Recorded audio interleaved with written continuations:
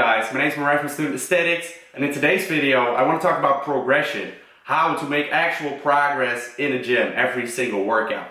And progression is very important, especially if you're a natural lifter, because progressive overload is what makes your muscles grow. And progressive overload basically means overloading your muscles with more resistance than before. So this can be done by using more weights every single training, doing more reps, decreasing the rest time, which obviously will put more stress into your muscles, and multiple things like that. So adding more volume, adding more sets, more reps. So there are multiple ways you can go about it. So in today's video I'm going to show you how I personally progress on my leg day, for example. So on every single day it's going to be a little bit different, because on certain exercises you can obviously progress way more than on other exercises. But I just want to show you guys how to progress, because if you progress every single training, you will be able to build muscle very rapidly. And obviously this can only be really done if you're in a caloric surplus, so if you're eating more calories than you are burning. Because if you're eating in a surplus, your body will be in a really anabolic environment, and it will be able to repair your muscles very properly so that you can actually progress every single workout. But if you are trying to cut body fat, then your body will actually lose a little bit of strength, or it will try to maintain the strength, but you will usually not really be able to make a lot of progress, especially me, because I'm like an advanced lifter already. If you're a beginner, you will be able to make progress while losing weight, so that's pretty awesome. Alright, so when you go into the gym and you're doing a new routine like I'm doing right now, the most important thing here to be able to progress is that you start off with a weight that is pretty easy for you. So if you can squat, let's say 130 kg for 5 reps, you want to start off, if you want to make progression with the new program, with 125 kg, and you'll be able to do the reps very easily. The reason for it is that you do not want to train to failure when you're trying to build strength and on the compound lifts. So what I really recommend is that on the first couple of exercises, which should be your compound lifts, such as the squat, the bench press, the overhead press, barbell rows, deadlifts, etc., you never want to go to failure.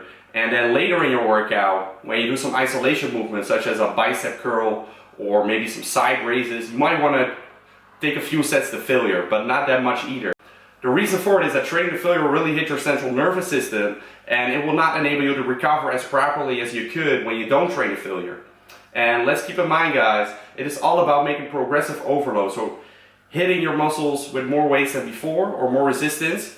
So when you start off with a lighter weight that you can actually do, you will be able to progress every single training, because you are already able to do it. So you will just increase the weight slightly every workout until you get back on that 130 kg, and then you can move forward from there on out. So this week on my squat, I did 122.5 kg for 3 sets of 5 reps, and that weight was very easy for me to do. And so I did 3 sets, not to failure anyhow. And so next week I'll be able to bump it up by 2.5 kg and do the same amount of reps. Week after that, I'll be able to bump it up again. And in this progress way, I'll be able to add 10 kg to my squat in 1 month. So in 3 months, I can add 30 kg to my squat, if it all goes well.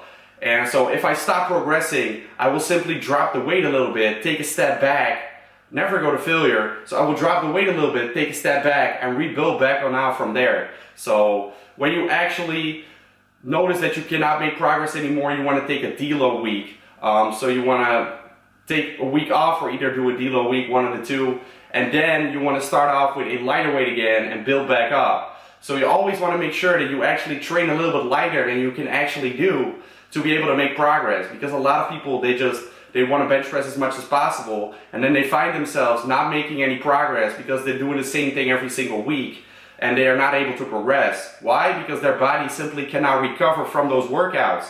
So after squats, we moved on to stiff-legged deadlifts. Now this is a pretty hard exercise, and on stiff-legged deadlifts I'm not able to add as much weight as on my squat, simply because it's way harder than a regular deadlift. On a regular deadlift you would definitely be able to add more than to your squat, but on a stiff-legged deadlift not. So what I do on a stiff-legged deadlift is I pick a weight, in this situation 120 kg, and I do it for 8 reps. Now the next workout, I want to bump it up with the same amount of weight as my squat, but I'll just not be able to do 8 reps properly, so I will do 7 reps. And the week after that, I'll do 8 reps with that same weight again. So I will progress a little bit slower, but you gotta realize it's still 5 kg in 1 month, so you will still be able to progress very properly. Now, if it were to be very simple to do so, I will probably do those 8 reps already. And you also gotta realize that on the squat I do only 5 reps.